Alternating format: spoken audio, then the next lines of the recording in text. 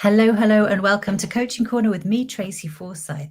So, today I want to talk about the combination of being a perfectionist and a people pleaser. So, here are a few statements. It's not enough that I'm perfect, others must be pleased with me as well. I can tell I'm delivering if everyone is happy with what I've done. People or I think I'm selfish or self indulgent if I talk or think about my needs. I feel guilty taking time out for myself when I've got others to think of. So, are any of those sounding familiar as thoughts? And if that is a resounding yes that I hear, it may be that you're not only a perfectionist driven by excellence and achievement, but also that you're a pleaser, who gets their sense of self worth and security from other people's approval. A perfectionist people pleaser. I know that I have been definitely guilty as charged, my lord. And isn't it exhausting? It is exhausting being a perfectionist and a people pleaser. So, I kind of think like being a perfectionist people pleaser is like being on a hamster wheel of stress, punctuated with pockets of happiness in the form of achievement and affirmation. And listen, it's not all bad. Perfectionism can create outstanding results. And pleasing can mean that you put your talents into the service of others, making other people happy. But at what cost? I think it can lead to constant stress, constant chasing your tail, constant reaching for the next thing. And it's an exhausting way of being. It's depleting, it's energy sapping. And after a couple of decades doing it, try your 30s and your 40s, it gets really, really wearing. So, what to do along the way? So, firstly, I just want to acknowledge that I'm not going to stop perfectionists from having that drive and suddenly deciding you don't care a fig about what people think of you or your work is not going to work either. But these are some things that I believe and know can help, or certainly they've helped me.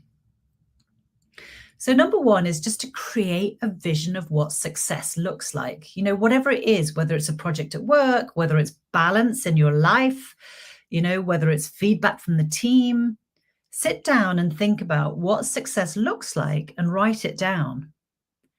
Often we're battling with this idea of perfection, comparing ourselves to other people.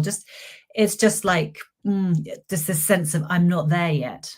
But often we are battling with this idea of perfection without really defining what it is. So we don't have any goalposts. So if you have a clear vision of what success looks like, it's easier to recognize when you've achieved or when you've over-delivered. So number two is to celebrate your wins along the way. Now I find that a bit easier because I'm a big old show off, I suppose. But I think most perfectionists I know don't really do this because they've not had that as soon as they've had that fleeting hit of happiness, they're on to the next thing.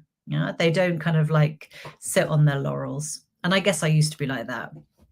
So when you do achieve something, just force yourself to take time to celebrate your achievements, mark them, acknowledge them, post about them, as a marker, whatever you need, just really make sure that you are celebrating your wins along the way. So number three, and this is for the kind of like the pleasing tendency, is I think if you are fueled by recognition, if you are fueled by positive affirmation, then make sure you are getting it. How do you do that? Well, you get feedback from others. Often we're waiting for this approval or validation and it doesn't come. Why? Well, because often people don't think that we need it, right? We're perfectionists. We're brilliant at what we do most of the time. So ask for the feedback. Are you happy with such and such is the simplest. Yeah. So this way you ensure you get that feedback and the affirmation that you need. And don't be too worried. I mean, I can hear you kind of thinking, yeah, but what happens if I get bad feedback? Well, if you get bad feedback, then that's development. That's a different story. But make sure that you're getting the product. What were you happy with? You could ask. Okay, so number 4 is to challenge your inner critic. Often these thoughts creep in, but they're normally fears or values expressing themselves. So stop and listen. What's your inner critic saying? Is it factually correct, or is there no evidence for what it's saying? Huh? What is the fear or value it's trying to express? Can you bring it out into the light? And discussing it with somebody helps. I have this voice that says dot, dot, dot, dot, dot. Bring it out into the light. And number 5 is make recharging your batteries a must have, not a nice to have. You cannot run on empty. You cannot deliver perfection and delight others if you have nothing left in the tank. So whatever your recharging methods are, make sure they are part of your daily life. This does mean prioritizing what they call self-care. I mean, I think it's just, it shouldn't be called self-care. It's just like making sure that you can exist properly. Yeah. If you were a racehorse about to run a race or compete, you wouldn't be snacking on junk food. You'd be having high quality oats or whatever. So make sure you are treating yourself like a prize winning racehorse. Okay.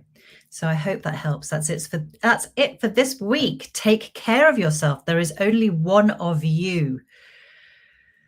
All right. I will see you next week. Take care.